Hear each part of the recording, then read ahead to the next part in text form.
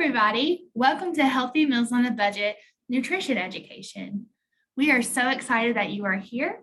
My name is Laura Sheffield, and I am the Health and Nutrition Director here at Community Action Council. So today I'm going to talk about nutrition and the importance of eating healthy meals prior to coming to the live demonstrations. So the topics we're going to include on here today are MyPlate. I'm sure many of you have heard of MyPlate, but if you haven't, this is the nutrition model that replaced the food pyramid back in 2012. We're going to talk about portion control, drinking smart, budgeting, planning, grocery shopping, reducing household food waste, and food safety. So what's MyPlate? MyPlate is a model of what we should eat every day. So this isn't necessarily what you should eat at every meal, but throughout the day, we want to make sure that half of what we eat is fruits and vegetables. And not only half fruits and vegetables, but more vegetables than fruit. You may wonder, well, fruits and vegetables are both good for me, right? Absolutely. However, vegetables are higher in fiber and have less sugar, which is better on your GI system. And we want all of those nice benefits of all those yummy leafy green vegetables. A fourth of your plate, well, a little bit more than a fourth of your plate is grains. Make sure your grains, you keep at least half of them whole grain. So how do you know if it's 100% whole grain? If you look at the ingredients list, if the first ingredient is whole grain, then you're good to go. So with the other fourth part is protein. So we want to try to stick with lean protein such as chicken, fish, turkey. Those are all great choices. Of course, you can still have those red meats, just try to do those in moderation. And then we want to add on dairy. We want at least 3 servings of dairy a day. This doesn't necessarily have to be through cow's milk. You can have yogurt, you can make smoothies, you could have slices of cheese, and if you're lactose intolerant, you can try almond milk or oat milk or soy milk. So when we're eating those fruits and vegetables, we want to eat the rainbow. Every color of the fruits and vegetables have a different benefit that's good for our body. So example, white, like our onions, our radishes, our cauliflower, our mushrooms, they're great for our immune system, so keeping us from getting sick. Stomach protection, which is good for our GI system, having low cholesterol, being heart healthy, and having that healthy gut. Those orange vegetables and fruits like pumpkin, corn, squash, carrots, yellow peppers, orange peppers. So this is like the orange yellow category. Is heart healthy, it's great for your skin, it's great for your immune system, and it supports those eyes so we have good eyesight, and it's a great antioxidant. And then those red fruits and vegetables, our watermelon, our red peppers, our strawberries, those are good for heart health, our blood pressure, making it normalized so we don't have high blood pressure, skin protection, cell renewal. So if you have an injury, it's good for your skin to have that cell renewal or organs, and it prevents cancer. And then we have our purple. So our purple grapes, our eggplants, those are good for our heart, having healthy blood, helping our memory, cell renewal, and our urinary system. And then we have those leafy green vegetables. Now these are the vegetables that have the most fiber. It's good for your stomach, supports your eyesight, having those healthy bones, the immune system, and prevents cancer. So what should our kiddos be eating during the day? So 2 to 3-year-olds should have 1 cup of vegetables, 1 cup of fruit, 3 ounces of grain, 2 ounces of protein, 2 cups of dairy, and limit to 3 teaspoons of oil, or that's like your fat category. And you can see as the children age, it goes by a little bit until they're 9, it's going to separate between girls and boys, boys needing just a little bit more than girls. So how do I know what a cup of fruit is? It could be an apple, it could be a banana, it could be about 32 grapes, it could be 2 large plums. So these sheets are going to be given to you when you come to the live demonstration for your reference. And then also like vegetables, we have a cup of carrots, a cup of cauliflower, If you don't have anything to measure, you can use these helpful portion size tips.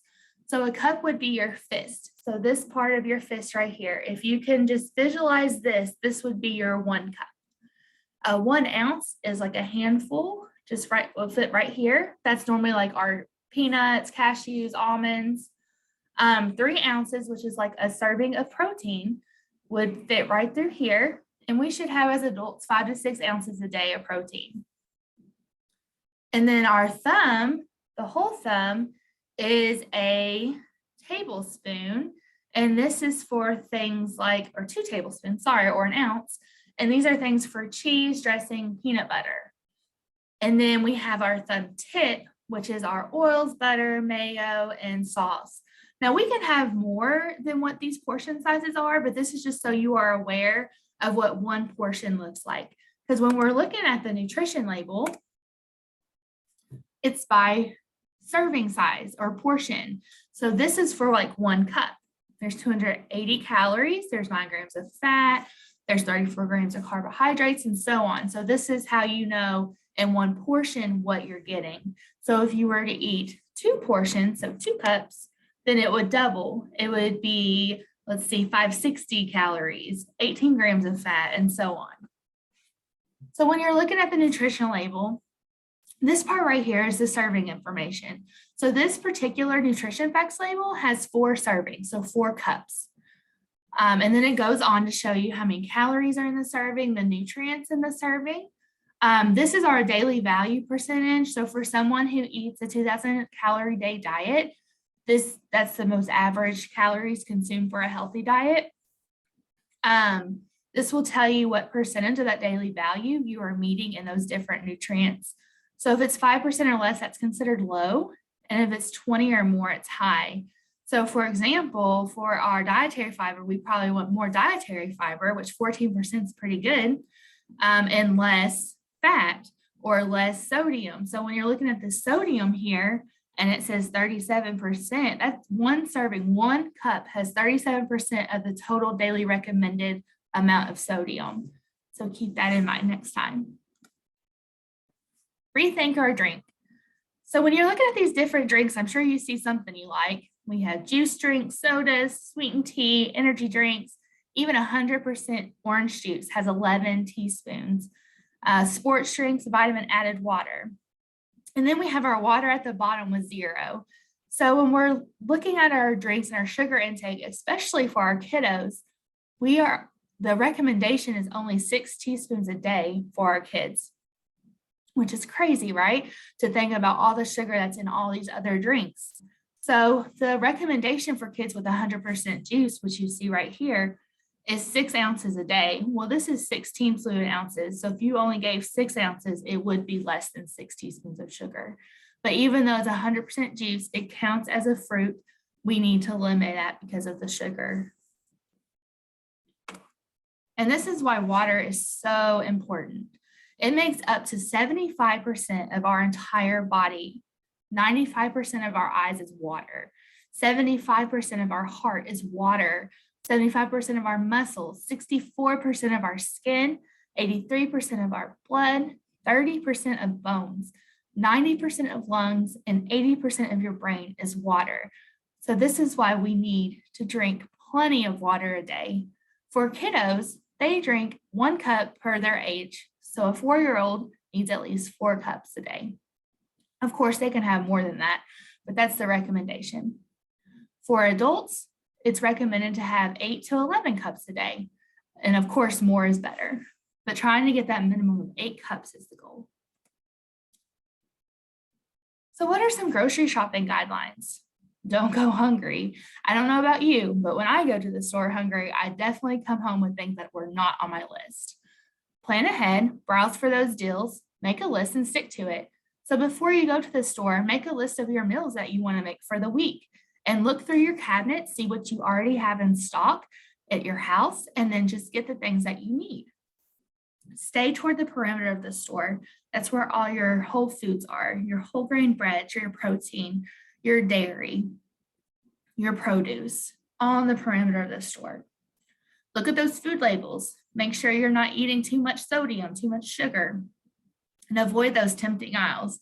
We all know what those are. Those cookies and candies and chips, those are good in moderation. Don't deprive yourself, just moderation.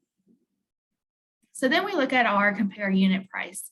So when you're shopping, how could you shop and save money or get more for your value?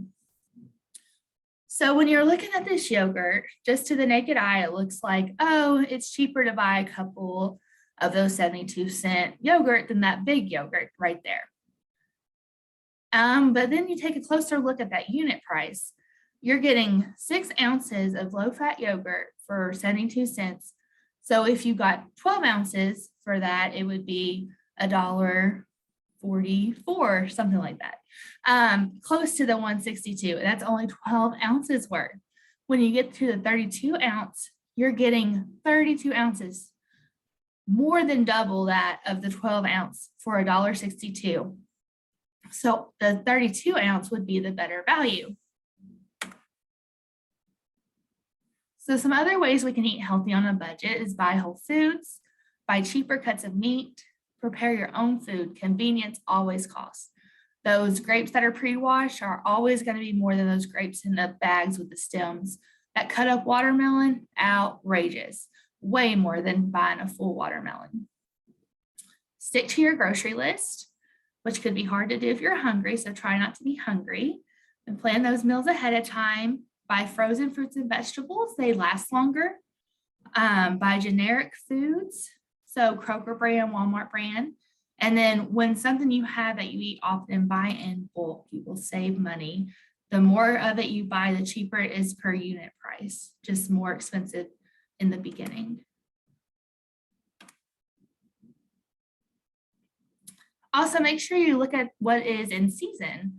So in spring, we have strawberries, and then in the summer, we have our squash, and then in the fall, we have those like potatoes. So just look to see what's in season. That's what's going to be cheaper, and kind of plan your meals around that. Let's see, plant your own, make your own garden. Try canned or frozen, stick to your list. These are all tips we've already covered. And again, all these handouts will be available to you when you come for the in-person demo. So what's good to eat out? Ask for an extra plate and share the meal with somebody else, or take half of it home. Ask how those foods are prepared. Choosing items that say baked, broiled, poached, steamed, boiled, or roasted are always going to be lower in fat.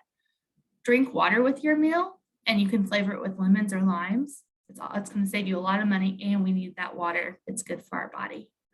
Look at the menu ahead of time so you kind of are familiar with it and know what you want. When you get your plate, start with your veggies. Dig into those salads before you go into the more nutrient, before you get too full. And always remember, fruit's a great dessert alternative for that sugar need or sugar craving. And then ask for your sides, your condiments and sauces on the side. That way you control how much of it goes on there. So we're just going to do a little price comparison. We have a 10-piece chicken nugget meal, medium fry. That's going to feed one person. This chicken nuggets and French fried potatoes is going to feed about 4 to 5 people. Let's look at the price difference. So just for less than $1 more, you can feed 4 people versus 1 person. And then we have a Papa John's large pizza and a 2-liter of soda, or we have a make it at home DiGiorno pizza and a 2-liter of soda from the store. It's less than half the price of the Papa John's pizza. So when we're shopping, how can we keep our food safe? How can we have that good food safety practices? Make sure you bring hand sanitizer, use it frequently throughout the store. If the sell-by date has passed, make sure you're looking at those sell-by dates. Don't buy it. Make sure the food packages are free from holes, tears, or openings, or even if they're real loosely wrapped, try to avoid those. When buying pre-cut fresh produce, make sure it's refrigerated. Keep the fruits and vegetables separated from your raw meats. Let's see here, canned goods, look for those dents. Any severely dented can, you don't want to get that because it could be at risk of having botulism, which is a food poisoning bacteria. So then we have our meats, putting your meats in those bags that they provide. I know at Kroger they're red. I'm not sure what color they are at the other stores, but putting your meat in those to store them will keep that raw meat from dripping on any other fresh foods. Your dairy and eggs, choose your milk from the back of the fridge. That's going to be the colder milk. Your eggs, make sure you open that carton, make sure nothing's cracked. And frozen foods, make sure there's no crystallization on any of those bags. That is signs of thawing and refreezing. When you check out, make sure the cold foods are put together so that things will stay cold longer, and go home immediately. Don't run any other errands. That way your food stays at a safe temperature and out of that food danger zone. So 43% of food waste occurs in our homes. That accounts for $144 billion in the trash. So think about that next time when you're wanting to throw something away. See if there's a way you can repurpose it.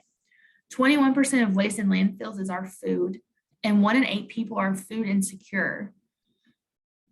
$1,500 per year is what a family of 4 spends on wasted food. That is crazy. And 40% of all food produced in the US is thrown away.